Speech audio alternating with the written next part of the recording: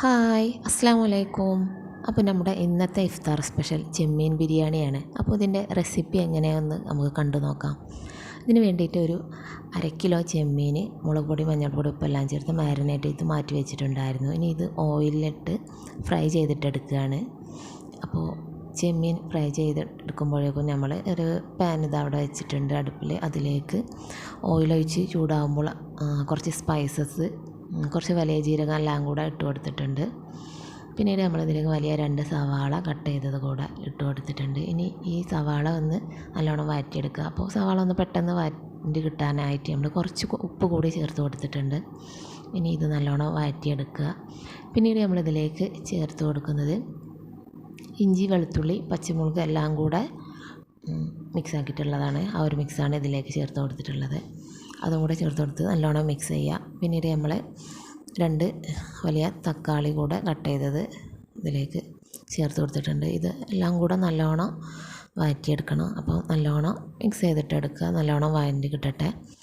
അപ്പോഴേക്കും നമ്മൾ അരി വേവിക്കാനായിട്ടുള്ള വെള്ളം അപ്പുറത്ത് സ്റ്റൗവിൽ വെച്ചിട്ടുണ്ടായിരുന്നു. അപ്പോൾ ഈ ഒരു വെള്ളത്തിലേക്ക് നമ്മൾ കുറച്ച് ഉപ്പ് ചേർത്ത് കൊടുക്കുന്നുണ്ട്. അതുപോലെ തന്നെ കുറച്ച് ഓയിൽ കൂടെ ഇതിലേക്ക് ആഡ് ചെയ്യുന്നുണ്ട്. അത് അരി തമ്മിൽ പിടിക്കാതിരിക്കാൻ വേണ്ടിയിട്ടാണ്. കുറച്ച് ക്യാരറ്റ് കട്ട് ചെയ്തതും കുറച്ച് സ്പൈസസും എല്ലാം ഇതിലേക്ക് ഇട്ട് കൊടുത്തിട്ടുണ്ട്.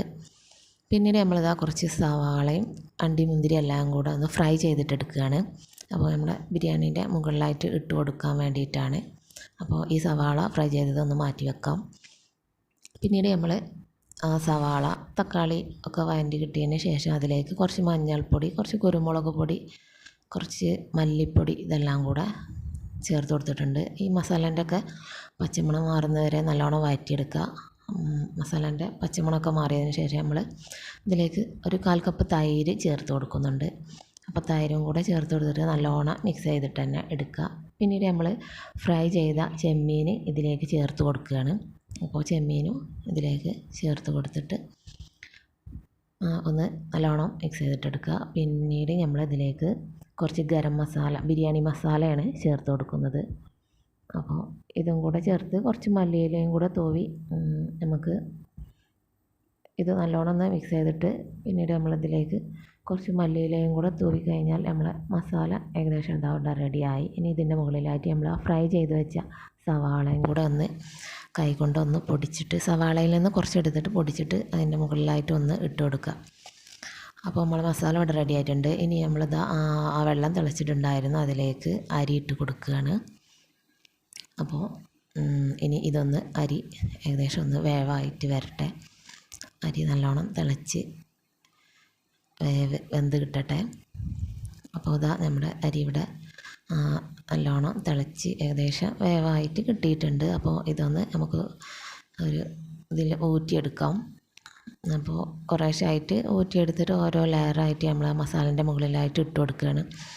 അപ്പോൾ ഇനി ഇതിൻ്റെ മുകളിൽ കുറച്ച് ബിരിയാണി മസാല, അതുപോലെ തന്നെ കുറച്ച് മല്ലിയില എല്ലാം കൂടെ ഇട്ടിട്ട് ഓരോ ലെയറായിട്ട് ചോറിട്ട് കൊടുക്കുക. അതിൻ്റെ മുകളിലായിട്ട് മല്ലിയിലയും ബിരിയാണി മസാലയും ഇങ്ങനെ തൂവി കൊടുക്കുക.